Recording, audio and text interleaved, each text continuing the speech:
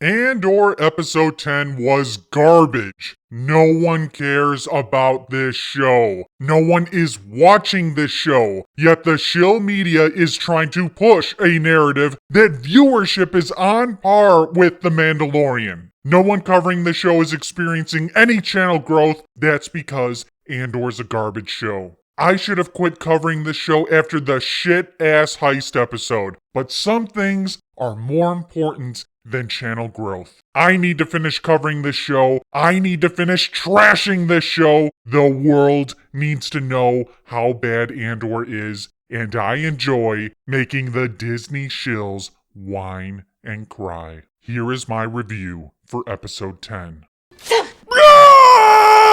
Andor's fucking trash! He's a shit character! Fuck Ray's asshole! Disney isn't canon! Tony Gilroy! The episode starts off with Andor and Andy Serkis. Ha! Two Andys, and they're yelling at each other. Andy! Andy! I thought it was already established that Andy Serkis was on board with the escape plan. Disney is really trying to deliver on this adult, HBO-styled show by showcasing this brilliant acting. It might be wise to have a plan. We have a plan! Oh, what, you and Burlock and Melcy? And they failed. You don't have time to be stupid! Come on!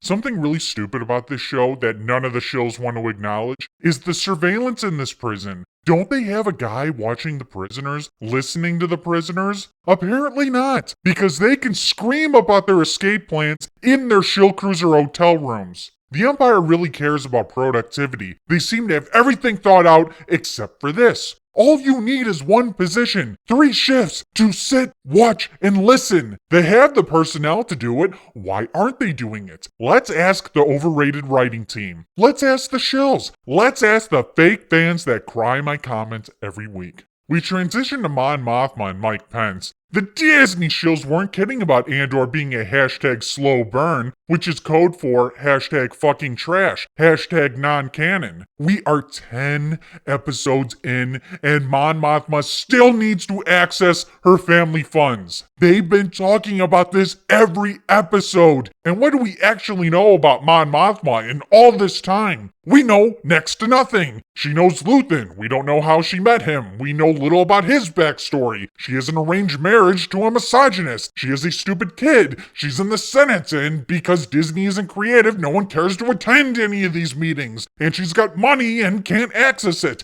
This isn't very complex, yet it's been dragged out for a very long time. We could have moved on to other shit already. Maybe they're saving this all for the season finale. Mon Mothma receives a bank wire. Oh, how adult. But again, this show is a hashtag slow burn. Maybe we'll have an extreme banking arc to start off season 2. Perhaps a Force-sensitive teller. Maybe they'll execute the transaction, but then Mon Mothma is under an Imperial audit because the transaction was over 10,000 credits. I can talk more about banking, about finance. I'm an adult. I enjoy HBO-styled adult shows. Yet the Andor shills frequently call me a kid for not liking this terrible show. And the ironic thing is, with all this talk about banking, most of these Andor fans don't even have a bank account. Mommy, I need $10 for Disney Plus. Sorry, Billy. Your father got laid off by peacefully protesting at the office. But Mom,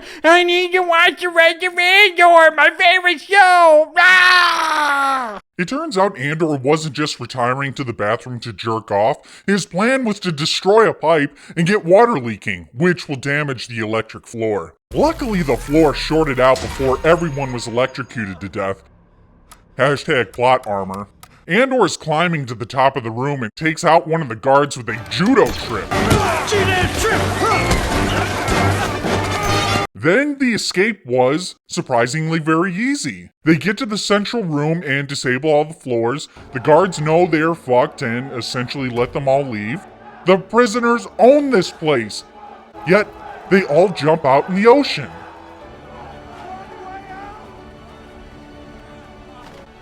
How did the guards get there? There isn't some sort of ship they could use to fly out of there? There's no boat? Nothing? We're just going to swim? And I'm supposed to assume that they all gracefully swim to shore without any issues. That looks like a long way. At this distance, is it even possible? What about the current? Surely almost all of them would have died. Either this was one hell of a plan, or the writing team failed this show once again. There isn't a security team to handle situations like this. It would be pretty fucking easy to fly over the water and gun them all down. Even if there wasn't a team that specialized in this breakout scenario, wouldn't they be able to put one together pretty quickly? They'd have several hours to respond to this, and if they made it to shore, you could have people already there to kill off the few that actually survived the swim. Can't swim! And Andy Serkis knows the prison is located in the water, and he knows the prison better than anyone. If he literally can't swim and knows how far to shore it is, wouldn't he know where to find a ship to safely take him to the land? Wouldn't that be part of the plan? I don't think the writing team thought that far ahead. It's a good thing someone like me is around to ask the tough questions. After what Disney has done to this franchise, I'm not letting any of this stupid shit slide. You never see a mass breakout like this in a high-security prison in the real world because these facilities are not limited by the scope of the Andor writing team. This is Captain Cassian Andor, Rebel Intelligence. Special Officer Andor. Then the last scene, the guy at the ISB, the one who's always lurking, the one who looks like Saul Goodman. Better call Saul! It turns out he's a rat. He's been working for Luthen for years. Saul Goodman wants to quit, and Luthen mansplains him. So what do I sacrifice? Everything! Andor Episode 10 was garbage. We have 2 episodes left. Andor is out of prison. Mon Mothma is doing some intense spanking. Luthen just made Saul Goodman cry. Cereal Boy is eating cereal. I imagine all of this will come together to wrap up season 1 of this show. Based on the garbage we've seen so far, you can bet that I will be trashing the final 2 episodes. Become a knight, subscribe to the channel, join the Knights of Melvin Discord, help plot to take down Disney and all their shills. The dark side of the Force is a pathway to many abilities some consider to be unnatural.